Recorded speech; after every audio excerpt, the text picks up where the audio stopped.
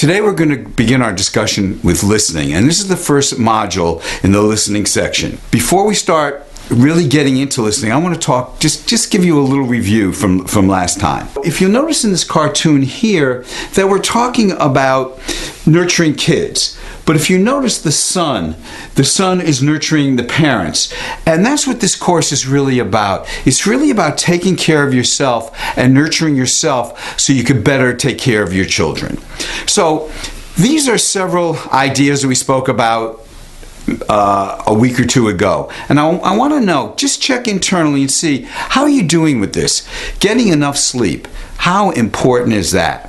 Psychologists say that one of the biggest causes of neurosis in our life is not getting enough sleep. And we're talking about here the stress that's caused by not getting enough sleep. And again, what research has shown is that 80%, hard to believe, 80% of visits to doctors are stress related. So getting enough sleep is really important, and making that important in your life is major. Drinking plenty of water, eating intelligently, which we're going to go into later in this class.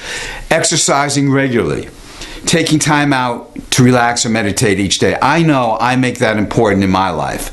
I know it's hard, but we're going to talk about that, making how important that is. For a lot of people, they don't make time in their life to do these positive things. So what this slide is showing is that the guy is saying, he's sweating, his saw is dull, and the other guy is saying, why don't you just take some time out to sharpen your saw? And what we're saying in this course is really so important. I'm going to say it over and over, to take care of yourself. Take care of yourself so you can better take care of others. Meaning especially that's your family members, that's your kids, that's the important people in your life. So it's allowing enough time, making time in your life to really be conscious and to take care of yourself. So what we're going to cover in the listening chapter, the listening session, is listening to others, listening to your body, and listening to your mind. So let's get started. The first area deals with listening to others. And we have this saying, which we took from last time, we teach who we are. Probably more than any other thing that we're going to teach you, and the effect it has on your children, is listening. And we teach who we are, so we're teaching our children how to listen by listening to them. And that's really the whole focus of this program. So it's making you a better listener, so your children will just get to see what it's like to listen. So this is the logo for listening. Why do we have somebody hugging an ear? Why is a child hugging an ear? What it is saying that listening is a nurturing act. Listening is a way to connect with another human being. And that's how we're going to define listening, is that connection. And that's what we're going to focus on, is that connection. Children really want to be connected to their parents, except maybe when they're teenagers, especially when they're young, when they're infants, when they're toddlers. Through their younger years, they want to be connected, and the listening is one of the ways we can really connect to our children. So this is talking about the question of, do you experience a place inside that's quiet? Now let me just explain this, and this is a question I'm going to ask you. Do you experience this? It's very important. Normally, when we walk through the day, we're having a conversation ourselves. We're walking down the street, we're having a conversation with ourselves. Sometimes you're going to see, when you're listening to others, you're having a conversation with yourselves. The question I'm asking you is, does that conversation ever stop? Is there a place inside of you that you can recognize where there's just silence? So this quick little question is going to pop up, and I want you to answer that for me. Either yes or no.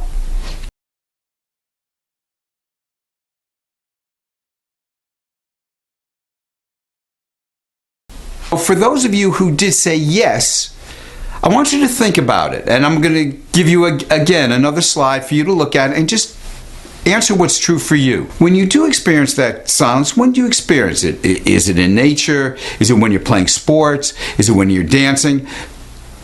You'll see when as the slide pops up, you'll see those answers to those questions. We're not talking about like when you're in a coma or when you're knocked out or when you're sleeping. We're not talking about that. We're talking about in real life, when do you experience that silence? So we define real listening as going to this quiet place inside and just being with another person, just receiving that other person. No matter who it is, it's just receiving them. And the way you know if you're connected is that you're quiet inside. There's nothing going on. Quiet inside and connected with your heart to the other person. In my experience, it's hard for me or impossible for me to be connected, really connected with my heart to another person if I'm having a whole conversation up here with myself. For those of you who like to dance, when you're dancing, when you're really in the music, are you thinking? Just think about that for a second. Are you thinking? Or are you still and just allowing the music to come through you and moving your body? That's the state we're talking about. We want to go to that place when we're really listening. That's how we're going to define it. That quietness, that receptiveness. So I want to show you one other slide about dancing, athletes, what it looks like. And I want you to really think about this. Do you think they're thinking as they're performing? This is Keith Richards from the Rolling Stones, and they're going to ask him, it's a little fuzzy, but they're going to ask him, when you're on stage, are you quiet inside or are you chattering? And this is what he has to say about that. Stacey, does your mind wander off or are you always in the guitar? Oh no, I don't think on stage, I feel. Once you get up there, you're just who you are, you're not thinking. When we get up there, we're in our own little zone. You know, actually, the weird thing is because we love what we do. This is research. This is amazing. But 70% of what we think does not serve us. That means if I took a heart monitor or a cuff, pressure cuff, and put it on your arm and traced you throughout the day, 70% of what you think would not be bringing more vitality into your life. 70%. When you really start looking at it, most of the thoughts we have are repetitive. They're worries about the future. They're regrets about the past. They're thoughts that really don't affect reality in a positive way. But again, this is for you to check out. And this whole program is about, I'm going to tell you this, but it means nothing unless you, in your life, start observing the nature of your thoughts and seeing if they're life supportive, life affirmative, or are they bringing you down? And then when you can do that, you can choose if you want to indulge in thoughts that don't support you, or you want to move on and go to a level that's more positive with thoughts that do support you, or just going into that quietness. What are we taking in when we listen? I want you to reflect on this. If you think about, I want you just for a moment, if you think about when you call someone you're very close with, whether it be your child, whether it be your parents, whether it be your significant others, when they pick up the phone, how long does it take you to know emotionally where they're at? If they're having a good day or a bad day? How long? I think most of you will say on reflection maybe 1 second, 5 seconds. It doesn't take like too long. So it's not always the words that are important. In fact, research again has shown that most of what we take in from another person when we're really listening is the emotional content, and also their body language. So if I stood up here and I talked like this, and no matter what I said, you'd be taking in something differently. So that's what we're talking about, again, with really listening and being quiet inside and just receiving that person.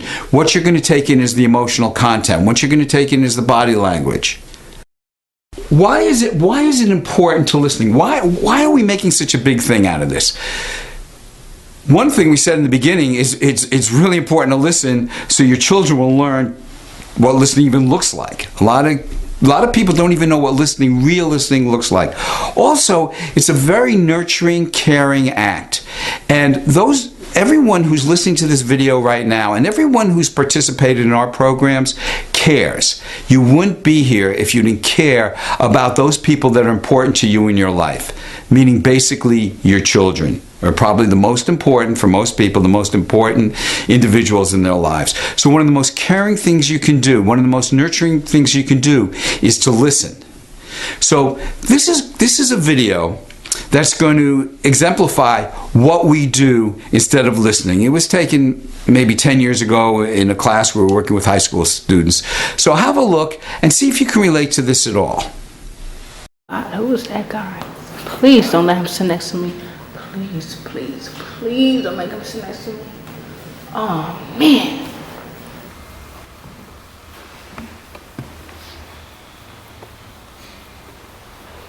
How you doing? What's your name?